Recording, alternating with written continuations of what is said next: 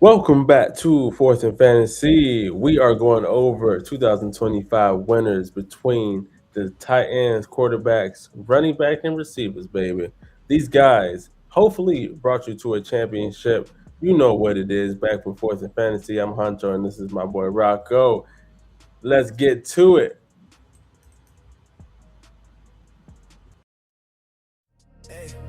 Yeah, yeah, yeah. Yeah, I don't follow no script. I make my own lane. Got a spreadsheet mind and a red brass brain. Dynasty beats got that tape in my veins. While they drafting by names, I'm exposing their game. No cap. We study the craft like film room rats. Gyms in the fourth while they stuck in the past. It's levels to the dynasty. Keep or flex. From rookies to pros, we demanding respect. That's real.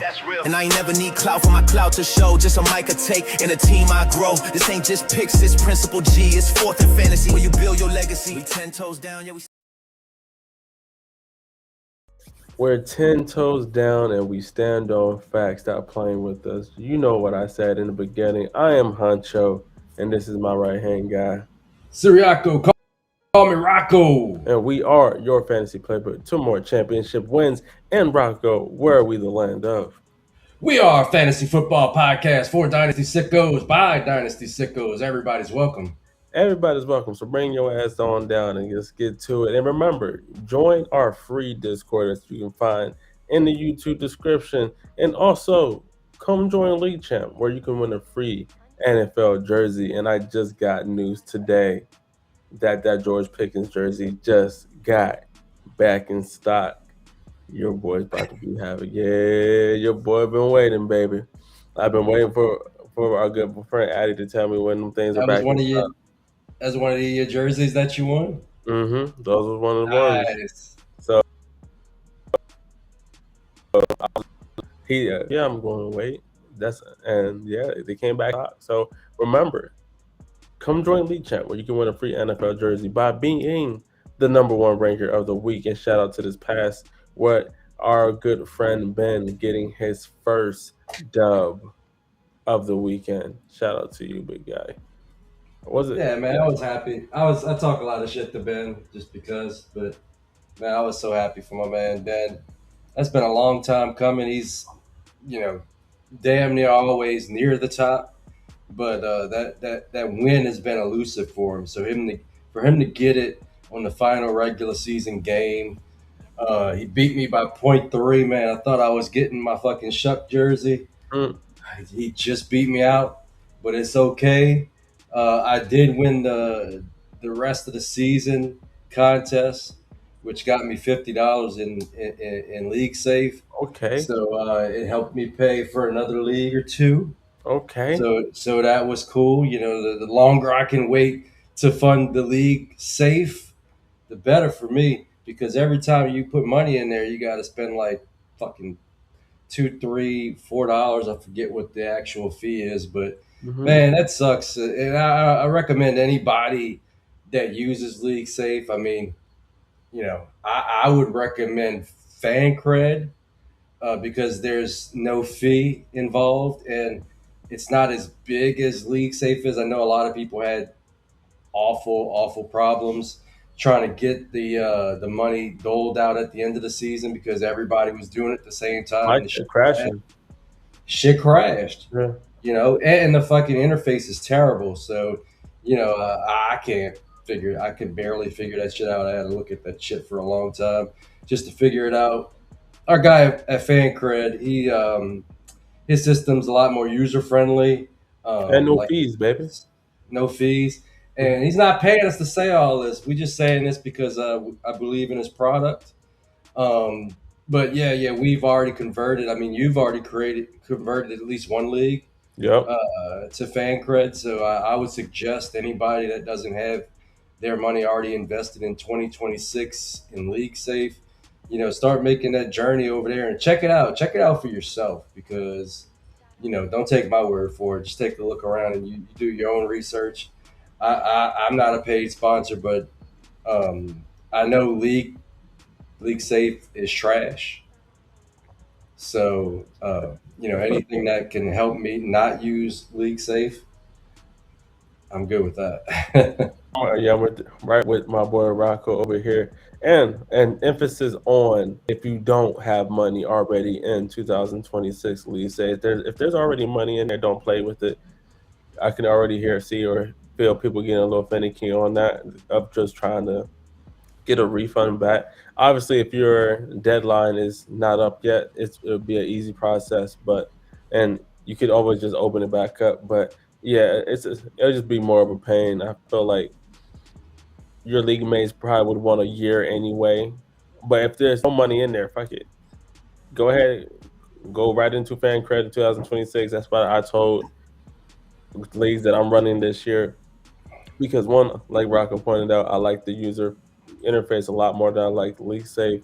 It's a lot less clunky when you're going through the motions of the site itself. It feels very Mhm. swift, very not buggy. We all basically kind of complained about what Sleeper has become compared to what it was when we first all started. Now you kind of could say the same thing about League Safe, where if there was another person that came out with something that could compete with Sleeper, I'll be right on there. If and emphasis on it's not as buggy, it's more smoother. I'd be right on that app. Right, Mhm. right, bro. And Sleeper would be just I will eventually try to lean my teams over to get over to the new platform. But yeah, man, go ahead. I know everything new. People could be a little finicky on they don't know about what they don't know yet. But another thing we just like to point out this is ain't no like scam. We're not here to take your money. Okay, I do want to take your money, but in the right way though, by fairly whooping your ass throughout the year and then taking your money that way. I definitely don't want to take it through a like another platform or just like this is just a scammer, if you will. Fair and Credit is very legit. They already have reviews on there of it being used before, and like I said, no fees. I feel like that's the number one thing for Free like 99. Safe got some of the dumbest fees that they charge you for to either a putting your money out or money that you receive. It's just the stupidest things. So they take less of the pie. So shout out to FanCred, join FanCred. We're gonna be using them going forward if we don't got no money in the pot.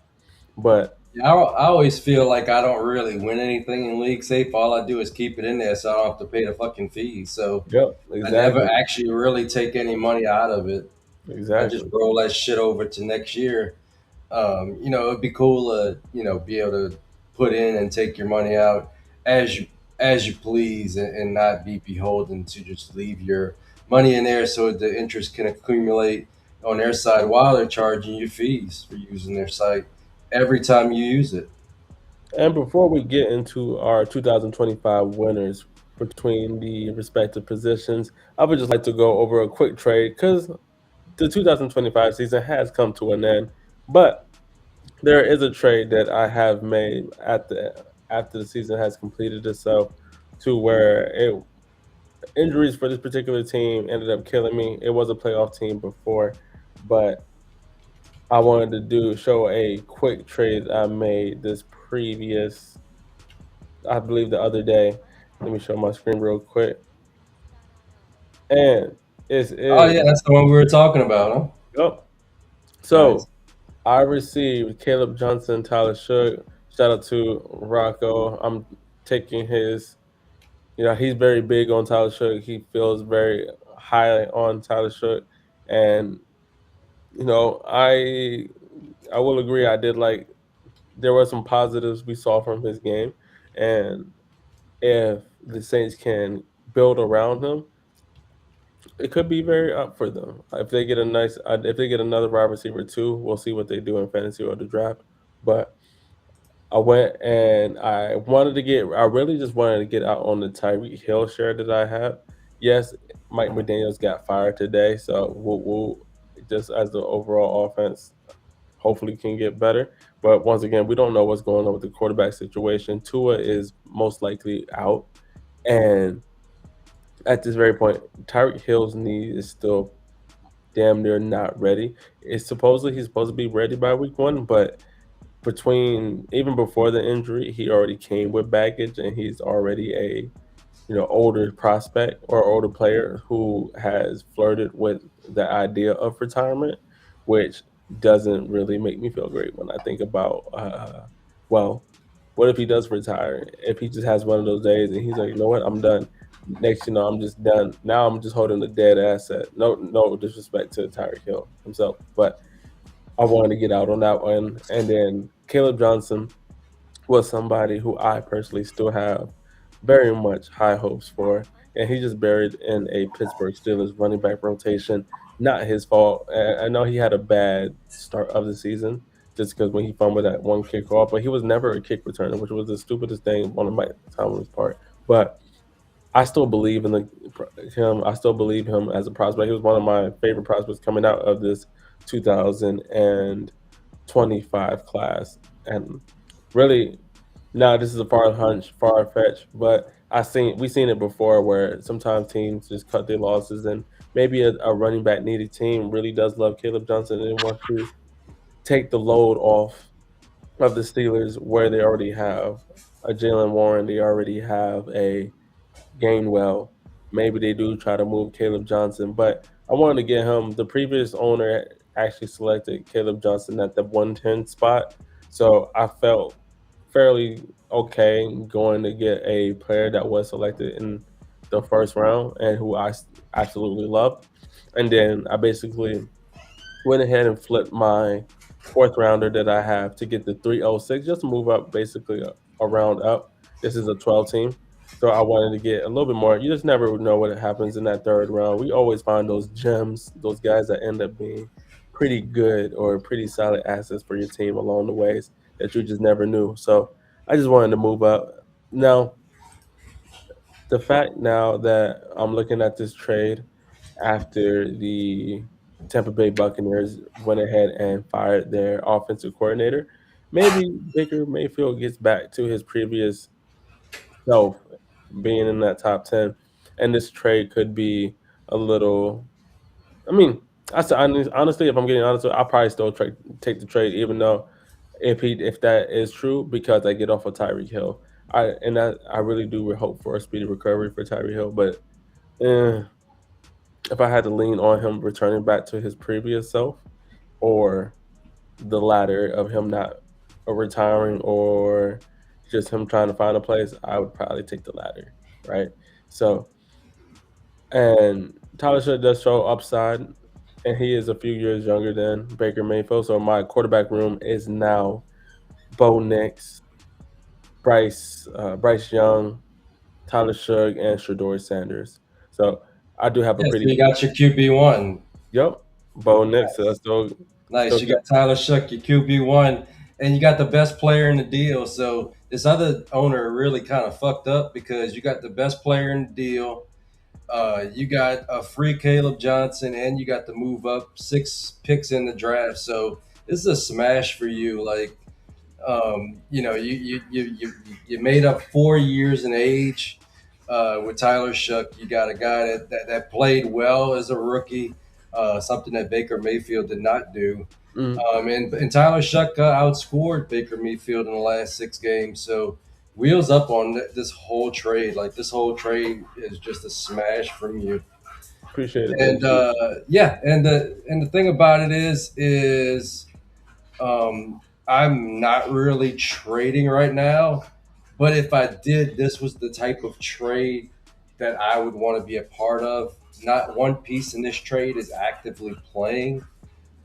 So that that right there is the rub for me. I'm gonna take this down right now. Yes, I got Figure it out. you. Ooh, hold on. Where? There we go. Sorry. There we go. Oh, okay. So this is the type of trade I would be doing because none of those players are actively playing, Hmm. and I think that would be the thing that I wouldn't want to do is to buy a player that's still playing because players that are still playing in these last 4 weeks of the playoffs into the Super Bowl all have a chance to get hurt, and if you get hurt at this point in the season, that puts your 2026 in jeopardy. That could even go into 2027. So imagine trading I don't know who's the top running back. Uh, for example, You imagine can with trading a Saquon first and a Barkley, second. Christian McCaffrey. Yeah, yeah. Imagine trading a first and a second for one of those guys, or like a Kyron Williams, and that guy blows his knee out, or even worse, pops his Achilles. This weekend. And I'm not wishing that on anybody, but it's in the range of outcomes. Imagine you trade, high capital, maybe even a young player, and that guy gets hurt. You already fucked yourself in that trade. That trade, you're already fucked, and there's nothing you can do about it. You really don't have time to recoup the value because they're just going to sit on your IR indefinitely. So I like I if I were to trade, which I'm kind of just taking a break from it. I mean, if something comes into my inbox, obviously I'll talk. I have discussions. I may even make a trade if it's worth my time. But I'm not actively seeking trades. I'm kind of taking just a little bit of a break from making moves. I'm kind of Mhm. doing more reflective on the season that was. I've been kind of looking at some of our past videos and thinking about cutting those up again and talking about some of our wins and losses. And let me spoiler alert, we have some massive ones. I was just listening to the player hater episode and man, we were fucking on point for like 75% of those takes. Um, but that's just me. I know a lot of people, trading this year round. I'm just taking a break until the playoffs are kind of done and then kind of reassessing whether I want to make a trade. But if I do were to make a trade, it would probably have to be for somebody that's not playing right now, or another thing you can do or that I would do, just to kind of protect myself from fucking myself over, is trade somebody that just like goes off in one of these playoff games. Somebody that you may not believe in 100%, but everybody's watching these playoff games. So if a player goes off in these games, their value will increase somewhat. So that's another thing to look out for. But as far as buying into these guys, I'm kind of at an impasse right now. Yeah, and this was another trade I made after the Cowboys game for a guy that he went absolutely nice. He looked really wiggly, if I will say, in the first half. After we took our starters out, that changed a bit, but it's a little pixelated. But I went out and I grabbed me Jaden Blue for a late third rounder. I absolutely still believe in what I saw from Mr. Blue himself, that he is going to be somebody to keep an eye on in 2026. It didn't always look good for him in 2025, as Brian Schottenheimer was just trying to honestly learn. He said he had a tough time, picking up the playbook, and then with how we needed to separate our whole team. He didn't play those other roles on special teams to get a roster spot. But Jaden Blue is somebody who I am for a sleeper. Is somebody I think is going to have a bigger role in 2026. And something I'll always say is he gets that off-season peanut butter, so he'll be able to get a little bit. What I'm saying, he'll get a little bit bigger. He'll get a little bit more, some weight to him to be able to take a little bit more of that to inside, running the inside, and not get, because that's something I saw him very well. Sometimes he got tackled on the first string, and it didn't really take him much to get down. But he did show me something in that last game against the New York Giants in the first half, to where he was tearing them up. So I went out, traded a late third rounder, for him, for somebody, for honestly, for a pick that would have been a dart throw anyway. So why not go for somebody that you do believe in? Yeah, I mean the 26th draft is reportedly weak, and with some guys even returning to school, it's getting weaker by the moment. And people don't even believe in second round picks. So a late third for a guy that in some drafts went in the second round this past year, I think that's an easy smash. Shout out, my guy. But those are all the trades I made so far. And like Rocco said, I don't look to make too many. I just felt like I tried to get out on players quickly that I feel like as the year, as the offseason drags on, it might be a little bit harder to be able to move. Like, once again, we had last year where Rocco says he was trying to move Master Stafford for a second and nobody would move him. People get trade happy every time the off season uh, trade deadlines are over. So trading opens back up. So teams try to get off on players fairly quickly. Example, me with Tyreek Hill.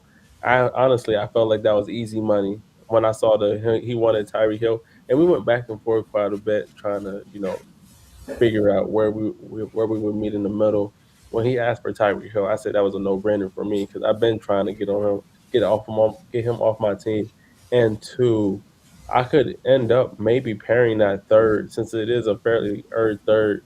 Maybe pair that with another player to go acquire somebody else, right? So I'm just gonna see what the rest of the season off season plays out, but I'm not making too many trades right now, but more of I wanted to see one get some Tyler Shook stock. I already had him in one of my leagues where I had Baker Mayfield and Tyler Shook, which is giving me more confidence to be able to push. And once again, that's one quarterback, so it's giving me confidence to where I can trade Baker Mayfield and RJ Harvey to get me a James Cook.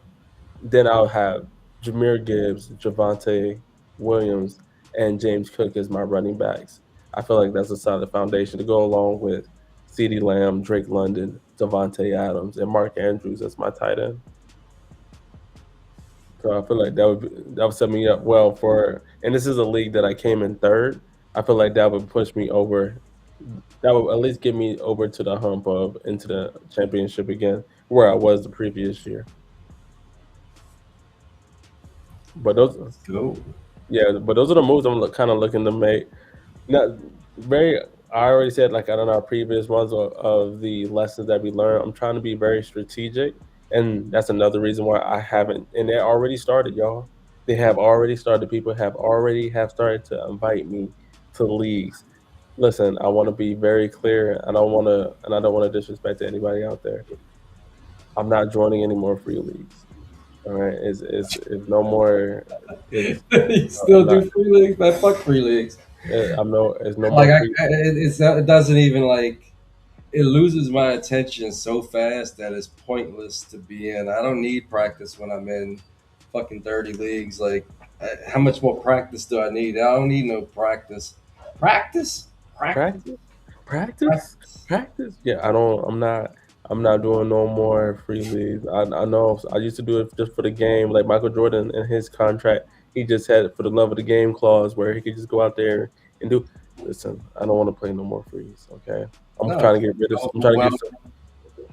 It's Trying to get rid of some players overwhelming. that have Your fucking sleeper starts fucking freaking out. It's not. It's too time consuming. I value my time.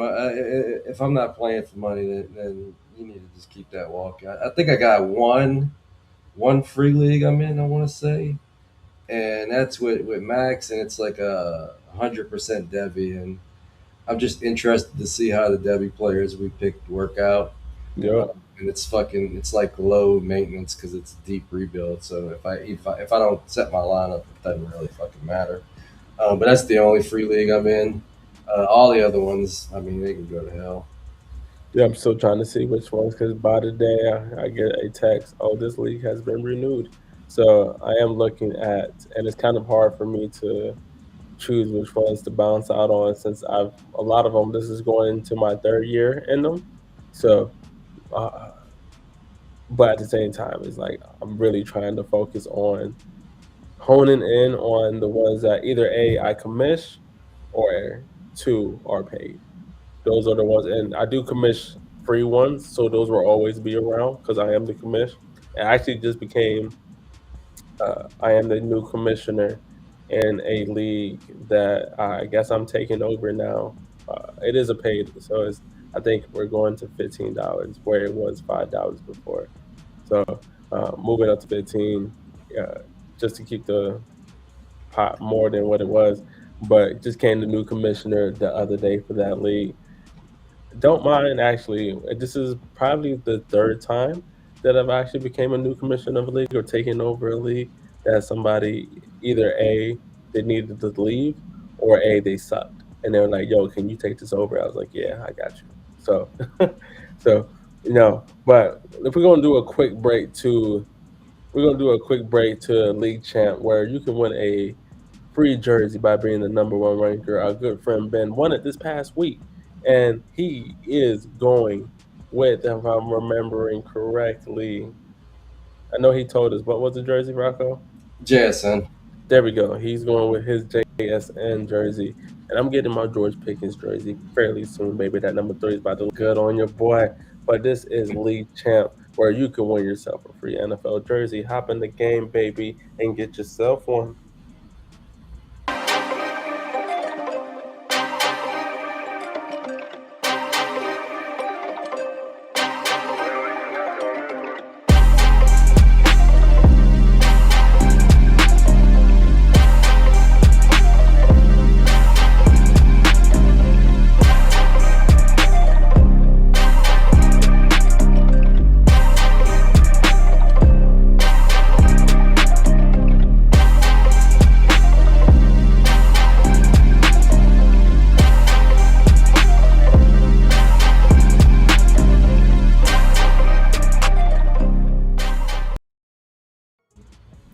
And we are back at it again. Like, share, and subscribe, and appreciate everybody who has supported Fourth and Fantasy all of 2025. We're only 8 days into 2026, and we are already getting a full slate set up for you guys next week with two guests coming on with our good friend SC Romero. Woo, woo, woo, for some Debbie work. And then we got our good friend Ben sliding in on Thursday for a new segment. I'm not gonna call it just yet. Might bring it out, might tell y'all a little bit of some on Tuesday. But we got a lot of stuff planned for y'all this off season. And let's I said, hopefully gonna keep the content coming, baby. Rocco, do you have anything for the crew before we actually get into these winners? No, man, got some exciting stuff coming up, and I'll be in Mobile at the end of the month, and we'll be doing some recording out there with our good friend Chev and Addy. Let's get it. Let's get it. But Scenic Road, if you didn't let's know. get to these winners. And know what, Rocker, I'm gonna let you go first, my G. What are or who is your 2025 tight end winner, Playboy? Well, I got a whole handful that I could put my hands on. Put your hands Bunch up. of bunch of tight ends, because we love the tight ends down here. No, but I I mean, I feel like the whole 2025 rookie class of tight ends were They did just their thing. big time winners. I mean, the tight end position as a whole for fantasy and dynasty managers is much better now that this 2025 class has come in. Agreed. I mean, some of the stats you got: uh, four of the top 11 in yards were rookie tight ends. Um, four of the top 15 rookie tight end season in terms of yards were in this class. Four of the top 15 all time. So at the top you got Tyler Warren, who was basically kind of consistent. He may have even hit 1,000 yards if he kept Danny Dimes, which is weird to say, but he kind of fell off down the stretch with the change of quarterback with Dimes getting hurt. Agreed. You got Colston Loveland, who didn't do much in the first half, but in the second half of the season, that guy was on fire. I mean, you could almost consider him as the number one option on that team. I still got Luther Burden there emerging for next year, but you can make a solid argument that Colston Loveland is the number one there. I mean, he had 700 yards, and like I said, he didn't really come on strong until the second half of the season. You got Harold Fanning Jr., who's been pretty damn consistent since week one. Agreed. A favorite here at Fourth and Fantasy. We told you guys that to get your hands on him, that he would be the number one option in the passing game on that team, and he absolutely is. You got Chef's guy, Aronde Gatson, who in the middle of the season was the number one receiving option in for the Chargers. He hurt his knee a little bit and he slowed down, but big things to come for that guy. Um, Agreed. and not only those guys, you got got some guys that flash big time. You got Terrence Ferguson, who flashed a lot of his athleticism, his big play potential with the Rams down the stretch. And if you've seen what Kobe Parkinson did, then just imagine what Terrence Ferguson's going to do in 2026. You got Mason Taylor, who had some really We had a nice. decent, even with the how crazy or shitty the New York Jets offense was throughout times to look at. He Yeah, still produced some weeks. yeah. You got Gunnar Helm, who Gunnar Hill at certain points looked like the number one tight end for the Titties. for the Titty Even kid. even even less heralded guys like Jackson Hawes had some nice moments, and could emerge. He had some flashes. So just this class in general, outside outsize. It had some expectations coming in, but it surpassed even those expectations. Basically all the guys that we thought were going to be pretty good were pretty good, and the guys that didn't quite get there showed flashes. None of them looked like outright bust except for Elijah Arroyo.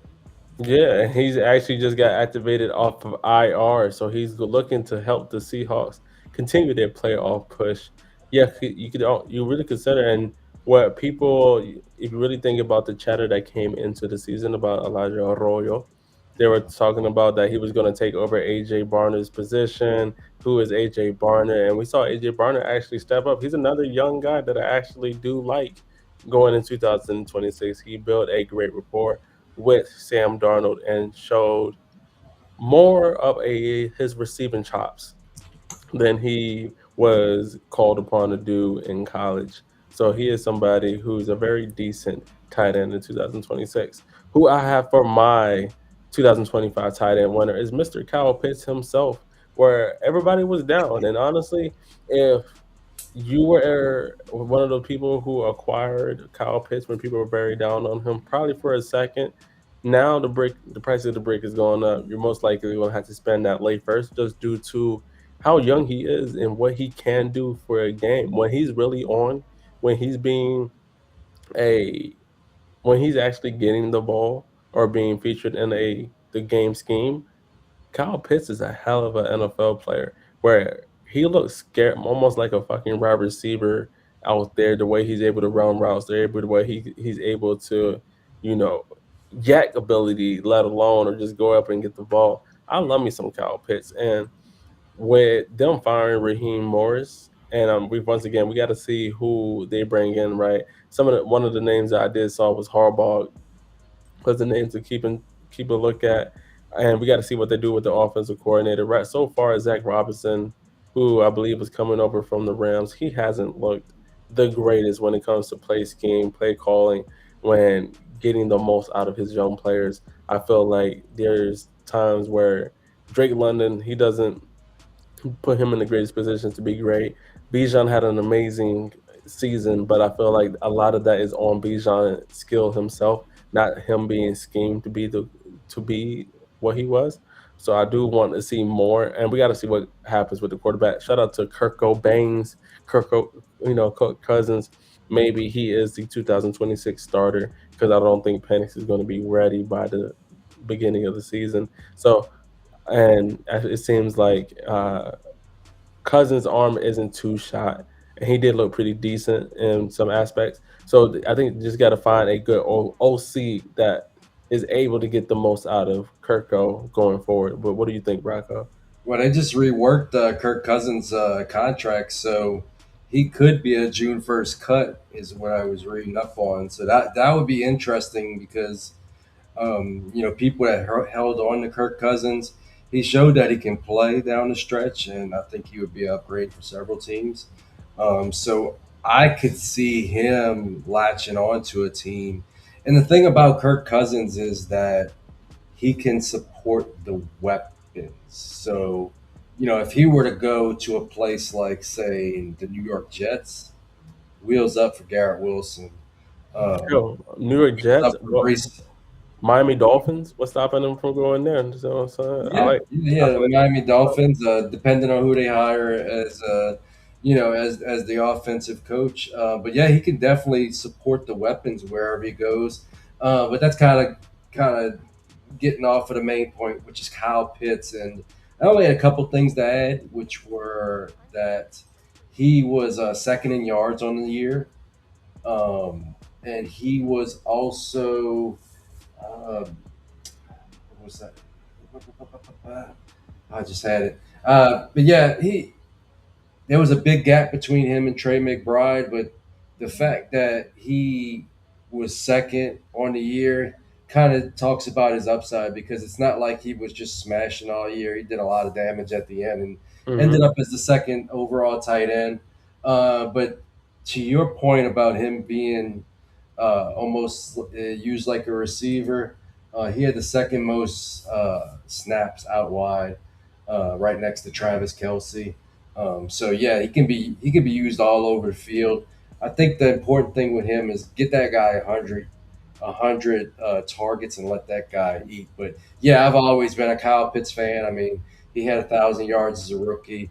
He's an elite athlete, so those are two things I mainly look for, and I'm kind of interested to see where he signs. If it's not with the Falcons, hopefully he goes somewhere where he can be a top two targets because I think that guy could definitely. I think he still has like a couple levels that he can get to because people forget like this guy was one of the best tight end prospects, coming into the league in a long, long time. So I Agreed. want to see him get 100 targets and I want to see him continue to eat. But yeah, that's a great pick. Could you imagine Kyle Pitts with Drake May if Hunter Henry ever ends up going somewhere else? Like that would be a crazy. Fuck Hunter Henry. If Kyle Pitts got with Drake May, it would be fuck Hunter Henry. I mean, he's a little bit better in the Jag, but I don't know. I just think he's a guy. You get Kyle Pitts, man, that's fucking fireworks. I'm telling you. So the Kyle Pitts is my 2025 tight end winner. And let's move over to the quarterbacks. I'll go first this time if you don't mind, Playboy. And who I'm going with is somebody who we call Mr. Goldilocks, pretty boy himself, Trevor Lawrence, Jacksonville's Jaguar. And listen, he was somebody who I kept had to quite defend so much against people saying that no, give him some time. I believe he can be a serviceable quarterback in the NFL. He hasn't had, and I always would say, he hasn't had the greatest coaches. Doug Peterson was cool for a little bit until he wasn't, and I always felt like his offensive scheme was very much stale, and he didn't do much to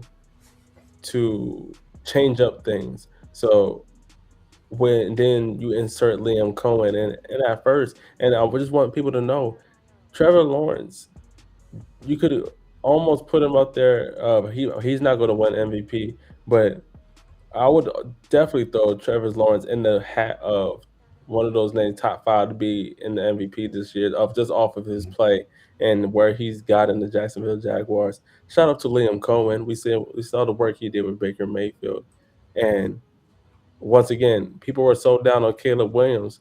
Look what happens when you get a quarterback or you get a coach that believes in you and a great offensive mind. And Ben Johnson, he got Caleb Williams looking like a complete 360. Same thing with Liam Cohen and Trevor Lawrence. I think in 2026, he is somebody you can very much believe in again. And if he's around, if he's still one of those quarterbacks, and once again with sleepers, they take forever to fix ADP.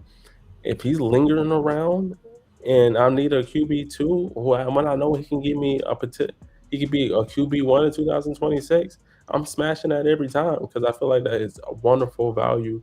Take advantage, and that's another thing that we talk about is taking advantage of the ADP. Yes, sleeper does take forever to update that. We all know it. Take advantage of it now. Don't complain about it like, oh, what is it? Why did it take? No, There's going to be players that that slip through the cracks. It got to be up to you to look through to that, and then go ahead and select your team. But I absolutely like T Law in 2026, and if I do join some startups, I wouldn't mind anchoring my teams and hope that he will continue to be a very serviceable quarterback. But what do you think about T Law in 2026, Rocco?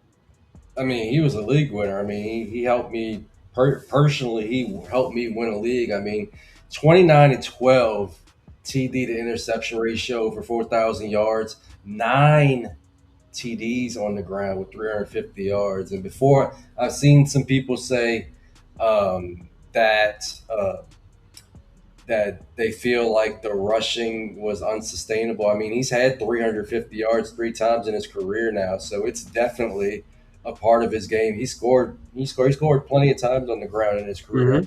Mm-hmm. It was just utilized more, and the offense was more functional. That's why they were racking up touchdowns. But I just think that this is kind of more to me. This is malpractice by the Tampa Bay Bucks. I mean, first they let David Canales out the door, who's done wonders with Bryce Young. I mean, after his first year, a lot of people thought he was a bust, and he's done a lot of good work and got the Pandas and Bryce Young into the playoffs this year. And then they double down by they have another good offensive mind in there, and they have another great year with Baker Mayfield, and they let Liam Cohen out the door. And look what he's done with Jacksonville. So I think that the Tampa Bay Buccaneers feel kind of stupid that they let two really good offensive coordinators out the door, and now their offense has fallen off of a cliff. So, yeah, I mean, Liam Cohen has done a tremendous job with Trevor Lawrence. He's accentuated where he's strong at is in the middle of the field and his Yep. legs. And the team has added weapons to kind of correlate with that, with picking up a Jacoby Myers, who's a great inside route runner. You got Parker Washington, who's great on the inside. You got Brenton Strange, who's really emerged as a tight end talent. Um, you know, and at some point, if he does play offense, you have Hunter coming back. Um, it worries me a little bit about Brian Thomas Jr. because he's the outside guy. He had a down year. Maybe Mm-hmm. he's traded, but I think it's just wheels up for Jacksonville. And this is the guy that we thought Trevor Lawrence could be when he came out. And he's had some slump years, and he's had some terrible, terrible coaching around him. But first year with a bright offensive mind, and he's completely turned it around. And what more can you ask for to have a good offensive coach, and for him to take to that offensive coach and completely turn that team around in 1 year? That's pretty awesome. And like I always say, the more good quarterbacks in the league, the better for us as fantasy players because good quarterbacks make good offense, make good offense makes for awesome players to invest in. So wheels Agreed. Jacksonville all the way around. They're very much a dark horse to win it all. I think they're gonna beat the brakes off the Bills this weekend. My coworkers are very big Jacksonville Jaguars fans, so we've been talking about it all week, and I definitely do think it's going to be a game for sure, for sure. Who is your 2025 quarterback winner, Rocco? You know, he doesn't have the gaudy numbers that Trevor Lawrence has. But when he did get to play, he was fucking fireworks. He's a backup quarterback for the Green Bay Packers. I'm talking about Malik Willis, who basically busted out. But if we found out anything over the last couple years, it's that quarterbacks are never dead. Even I'll say this: highly drafted quarterbacks are never dead. You look at a couple years ago with Geno Smith, guy we just talked about, Baker Mayfield, Sam Mm-hmm. Arnold, the Dick Hammer himself. Just guy after guy who was left for dead. That comes back and is actually a really good quarterback. They just needed to sit for a little while. They needed to get with the right offensive minds. the right coach and the right teams, and it's a glow up for him. And that's exactly what has happened with Malik Willis. But let me kind of rattle off some of the numbers. And this is, take it with a grain of salt. He didn't play, 10 games. He didn't play 5 games. This is basically off of 45 snaps, basically a game and a half and some mop up duty. But if you look at it and you filter out to just 40 snaps, he led the league in both completion percentage and adjusted completion percentage at 91% and 87% on the completion percentage. 123 yards in just those 48 snaps on the ground. Um, and he is a free agent. So there are a few teams that could use a quarterback. Not everybody's going to be able to get Fernando Mendoza. Is Dante Moore even coming out? I don't know if I've heard, exactly if he is or he isn't, but there are not a lot of quarterbacks in this draft. Um, if Mac Jones doesn't get traded, if Jacoby Brissett doesn't start, you know, Malik Willis is going to be one of the hottest names on the Agreed, man. quarterback market. And I think there's a lot of teams he can go to right now and be a starter.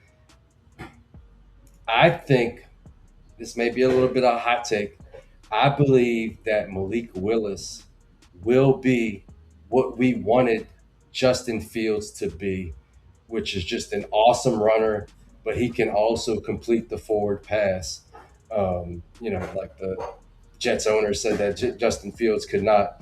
I think that he is good. I think that he's been humbled to an extent. He didn't get really a fair chance in Tennessee with the Titties, but he, understudied for a good team. He's gonna go somewhere. He's gonna start, and I think that guy had like damn near 40 points in his only start. Imagine getting that guy, which a lot of people did, off of waivers at the end of the season. That guy is going to completely remake a I lot of did. teams going forward 2026 and beyond and be a top 8 quarterback in 2026. You heard it here first. He might even be higher, but I'm being conservative. He is going to be a top 8 quarterback in 2026 for the cost of the free 99 waiver wire pickup. That's why you pay attention at the end of the season to pick up guys like that. I picked Malik Willis up in a paid league December 28th for 19 fab dollars. hmm Yeah, I picked him up for free in plenty of places. I mean, he even had that good game versus where he came in relief. I don't have it in front of me. Um, he came in relief and looked awesome. They would have won that game, but I think he bust his shoulder at the end, Yeah, and people still did not pick him up. And then he went on to score 40 something, like damn near 40 points in his one true start. That guy, that guy is awesome. yeah, I like me some Malik Willis. And hell, a dark horse team for I have for him. And he would be a cheap option for them to do a mini rebuild is the Miami Dolphins. I think he would be a perfect fit, and it would feed Jalen Waddles all his owners' families over there, where I think it would be wonderful for them, honestly. And it would go with Devin Egg Chain. I think it would be a nice, and he adds a little bit of running game to him. So I think that would be a good matchup for Malik Willis to go to the Miami Dolphins. A low sign and a hella upside. Now But yeah, let's go over to the running backs, and I'll let you take this one.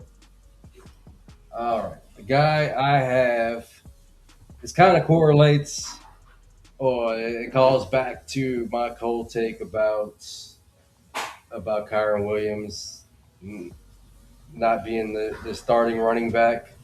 for the entirety of 2025. And damn if I wasn't close because that dude was splitting carries damn near right down the middle towards the end of the year. Because my guy is Blake Corum. Blake But, Corum.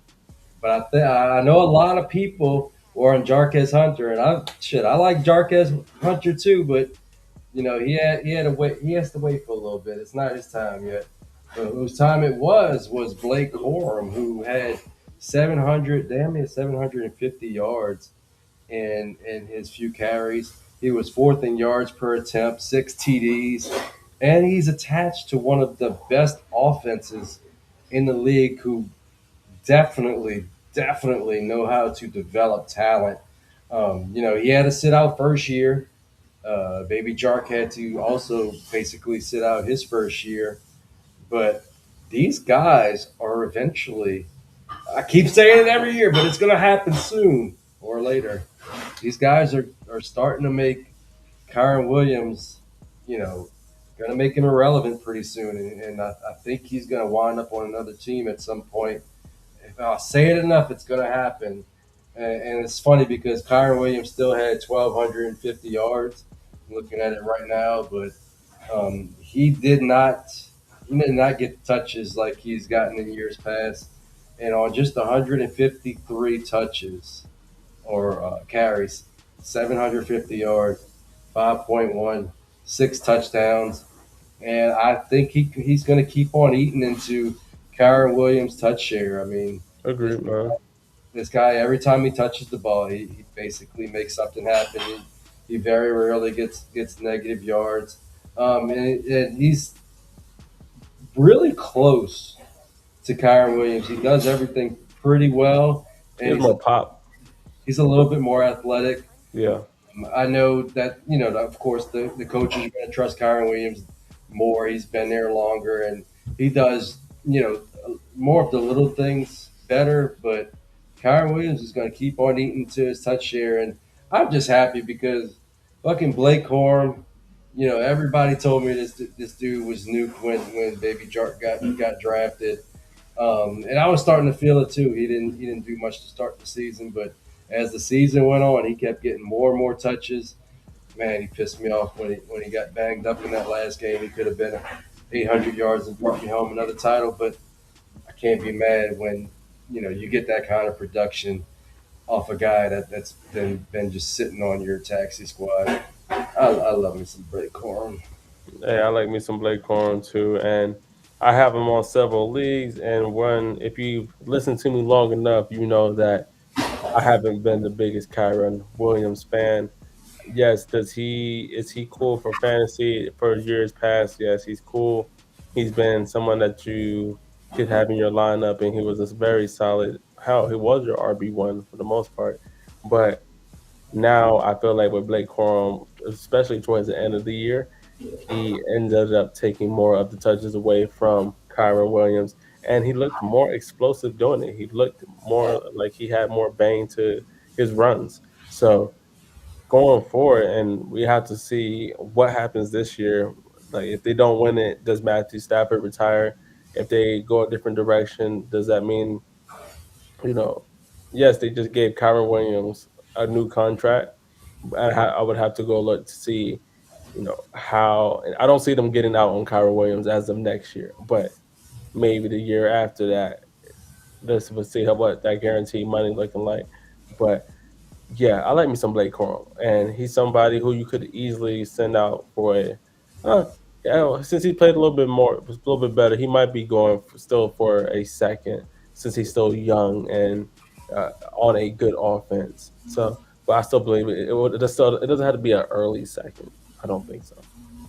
Yeah, the crazy thing is that Kyron Williams, for as much as Blake Corum ate into his workload, Kyron Williams still had 1,600 total yards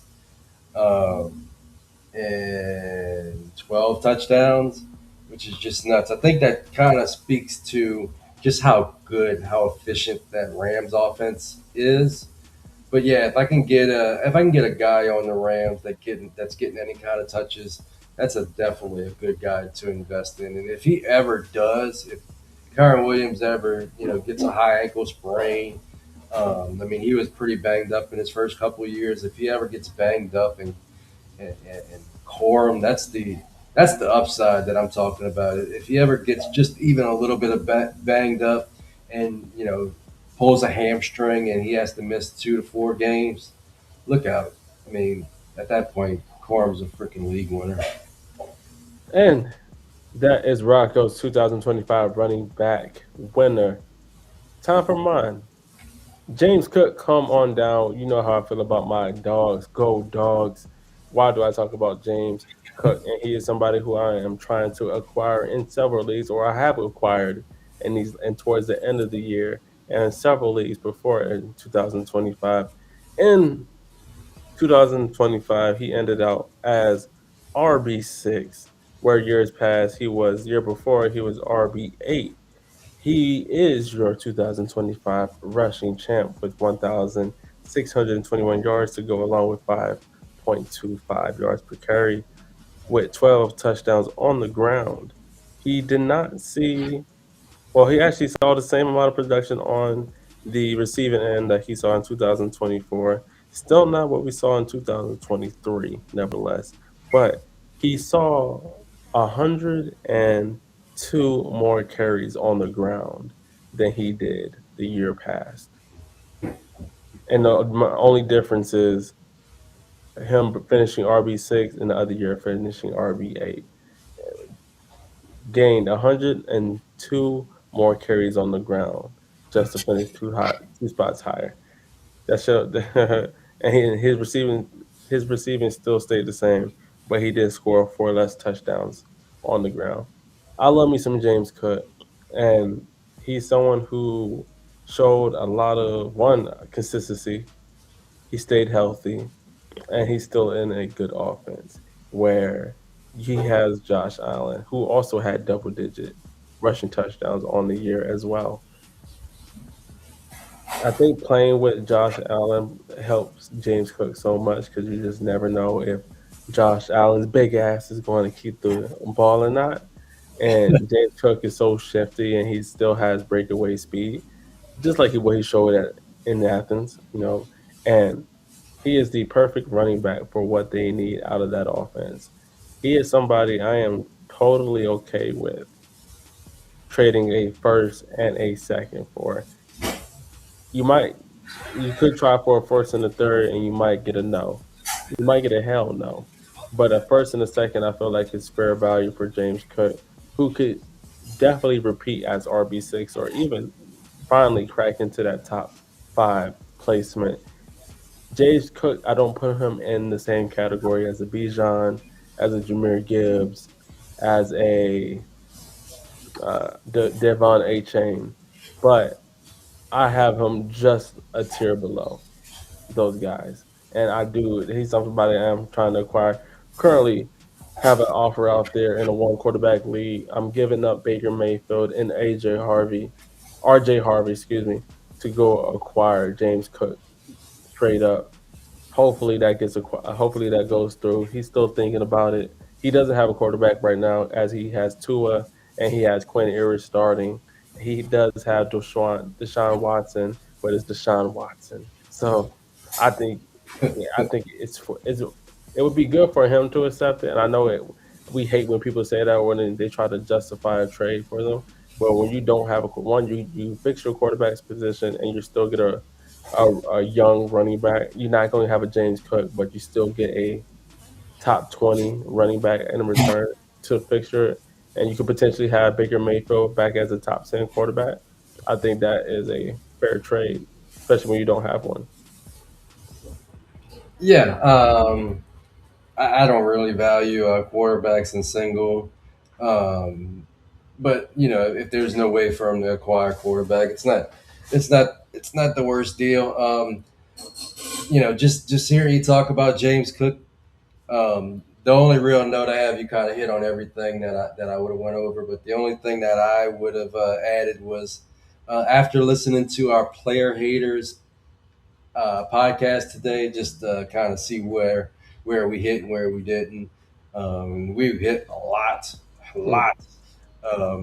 But the one that was a pretty noticeable miss was our guy Chev on James Cook, because James Cook basically came back and outside of the touchdowns, which we all thought was unsustainable, which he dropped off a couple, but he led the league, yeah, in rushing. So Hmm. that was a pretty noticeable miss. I mean, I have my own, so I'm not talking shit. I just think it's kind of odd.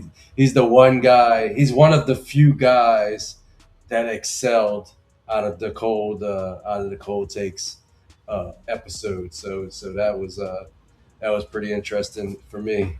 Might have to bring a couple of them shorts back for that one to remind to get Oh, for the yeah, people, everyone who's new. We had a whole player hater ball, and you know, I was thinking about recutting up some of those, or just dropping some of those on Twitter or the courts. just to bring those back because there were some good takes that came out of that, which was a wonderful episode.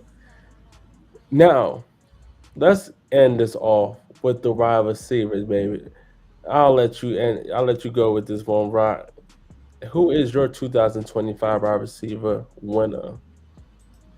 Man, this guy, this guy, a lot of people to start the season were absolutely out on him, despite the fact that he had back to back.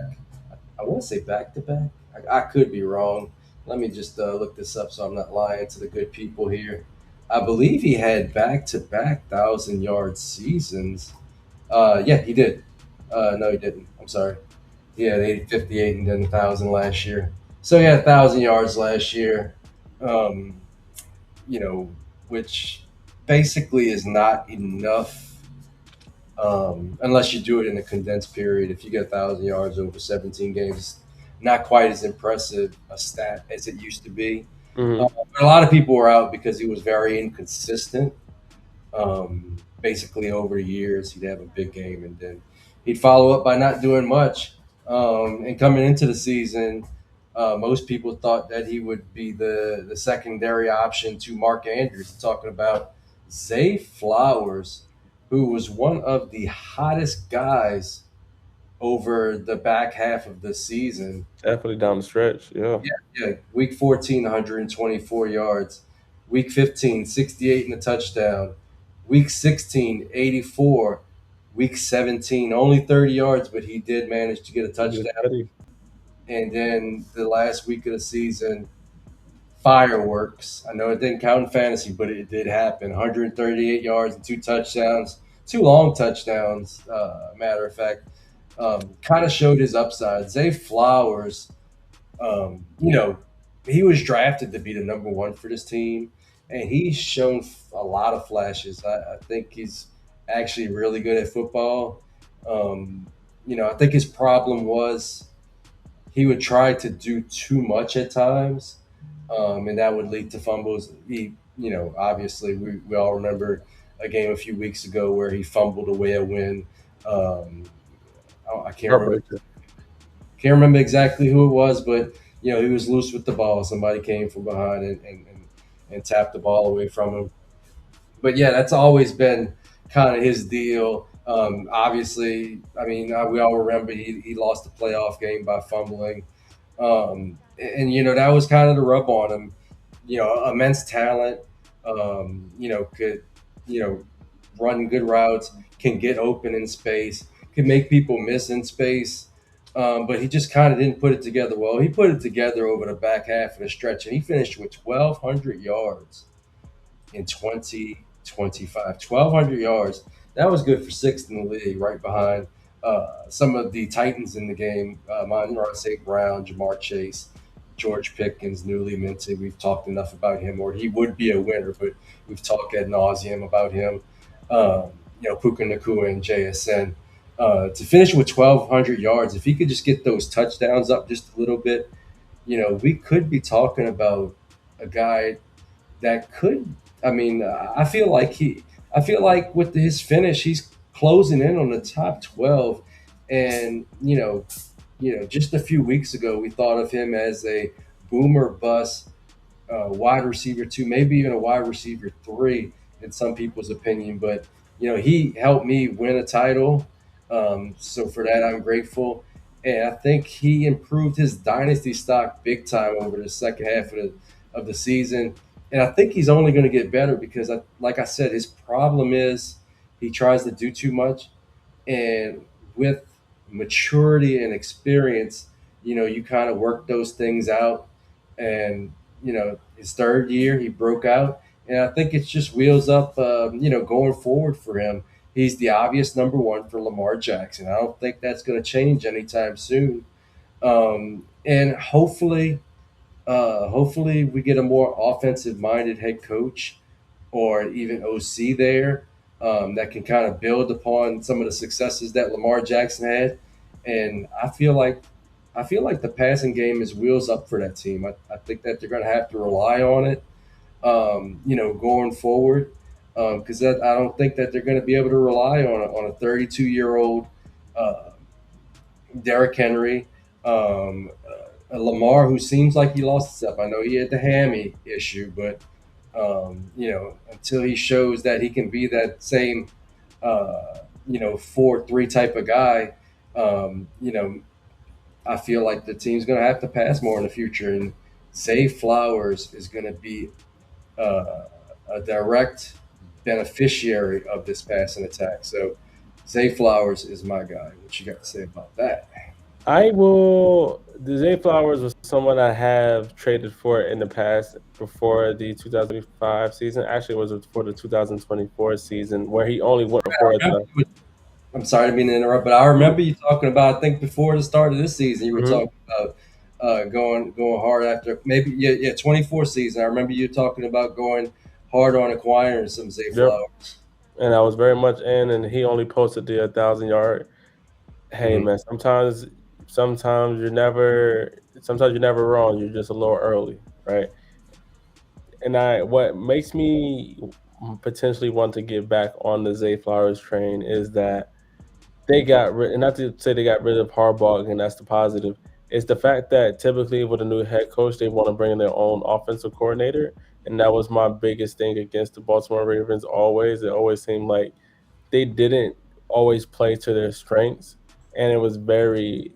Todd Monken almost made their passing game irrelevant in a way at a point to where you're not taking advantage of what Zay Flowers can do. You're not taking advantage of Mark Andrews, who has been your touchdown magnet, touchdown machine. You're sometimes you're not even you didn't start giving Derrick Henry the ball until later in the year. There were some games where Derrick Henry only had 12 touches. That's absolutely unacceptable. So I think it was getting to the point where Todd Monken had to go, and you were just holding back Lamar Jackson as the passer, as the runner, that as the playmaker that he can be.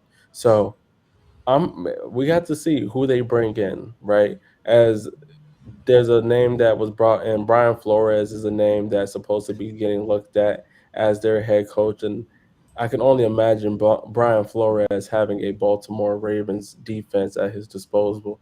That would sound crazy, but I feel like honestly with I feel with Zay Flowers, this might be the time to go acquire him, and I think he's someone who you can still. I feel like his value hasn't dipped, and his value hasn't also raised either. I think he's been at a constant late first of what you can get him. Some people might have panic sold him for an early second, but I think he's very much has held his late first round value for the last 2 years, and I would be very comfortable sending a late first to go get you a Zay Flowers.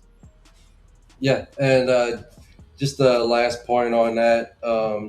I think I think certain coaches. I mean, I think Harbaugh is a good coach, but I feel like his message wore out. I mean, he'd been there for damn near 10, 20 years, and sometimes you just need a new voice. And I think that if they hire Flores, I think that would be an amazing hire.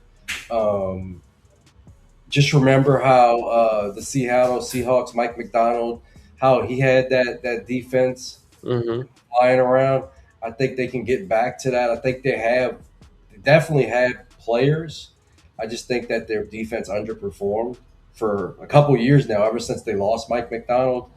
But I think the optimal pairing like the dream scenario, and I know a lot of people want this guy, would be to get Mike Flores as the head coach and to helm the defense, and to get Mike McDonald to helm the helm the offense and be the OC and get some creative play calling in there. But also to have Mike Flores, I think would push Brian, Lamar Jackson. I think it's been a while since Lamar Jackson has been pushed to like reach that next level, and I think Brian Flores could get to him on that level and get him ascending to the player that he should be, that he's been in the past, and get him to another level. With Brian Flores as the leader and Mike McDaniel's dialing up the plays. I think immediately the Ravens would move to, if not a contender, damn near favorite for the Super Bowl. and I like that. I like that as a parent. Then you get the one, let Mike McDaniels go back to what he did, his bread and butter, just be the offensive coordinator. You don't have to control the whole team, and you can focus on the offensive play, schematic things of play calling. And then Brian Flores gets that defense of what you've been. That's been your bread and butter. The whole Baltimore Ravens history of them being a team is having a strong defense. So I think that would be a strong pairing. I like how you think, Rocco. And my 2025 wide receiver winner, it happens to be my Dallas Cowboy, and who I am waiting for his jersey to come in. George Pickens, Mr. Number 3 himself, and who will very much be a Dallas Cowboy in 2026. I am 100% sure of that. He came alive, and I won a bet.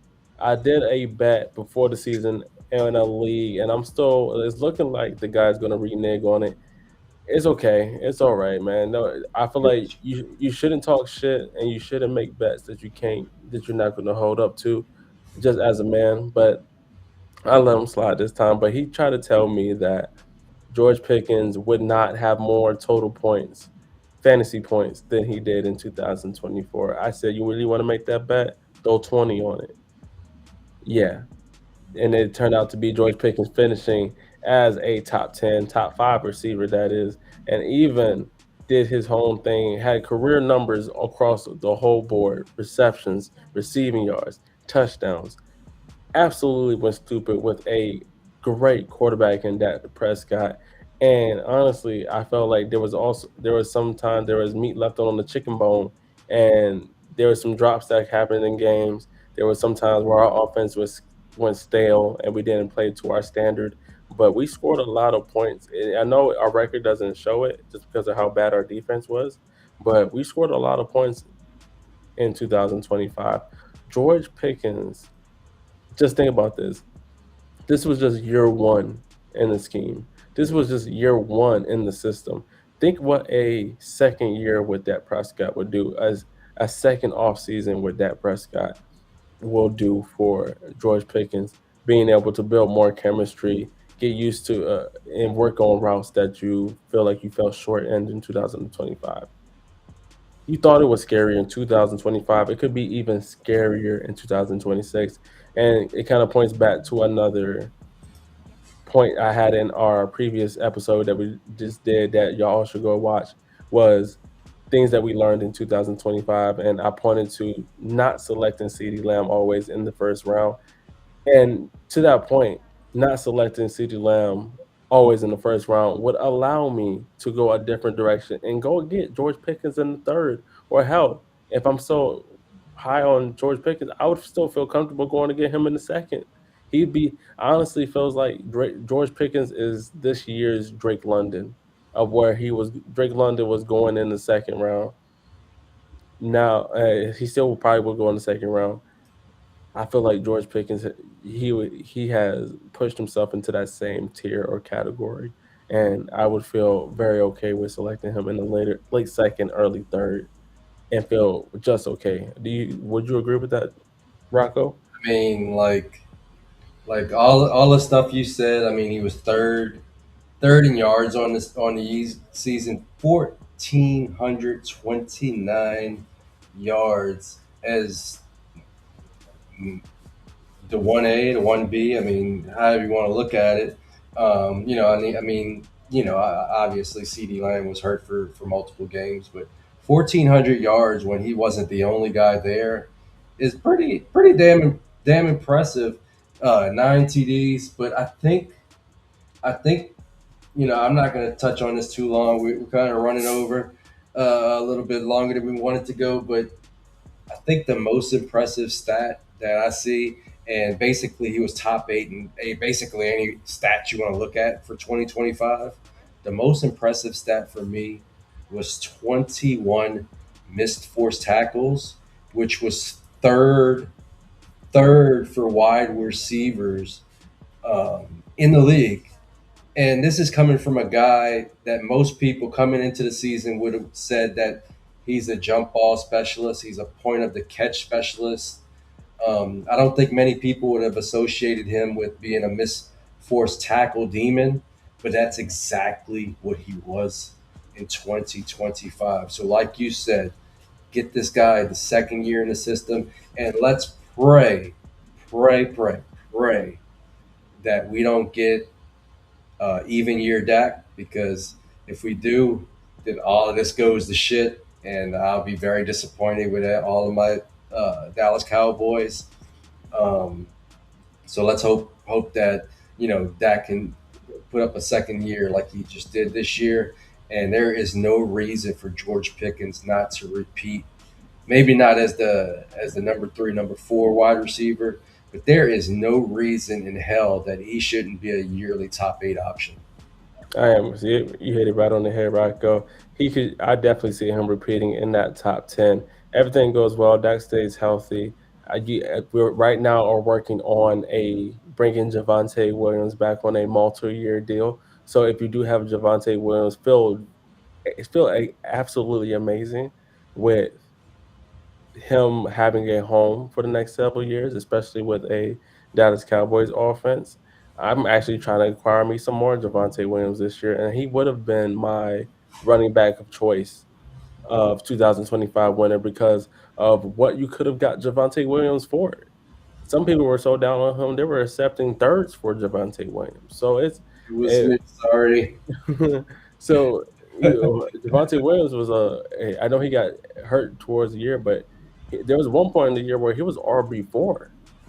So I love him, and he still finished with double digit touchdowns this year. But I don't want to go too off the rails. But just to give a summary of my 2025 picks.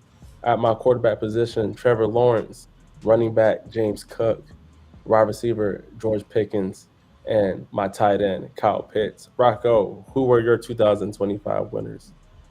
I got Malik Willis, Blake Corum, Zay Flowers, and the entire rookie QB class, except for Elijah Arroyo. He wasn't that good, but everybody else pretty damn good. That's a pretty damn good tight end class. Arroyo sucks, Mike.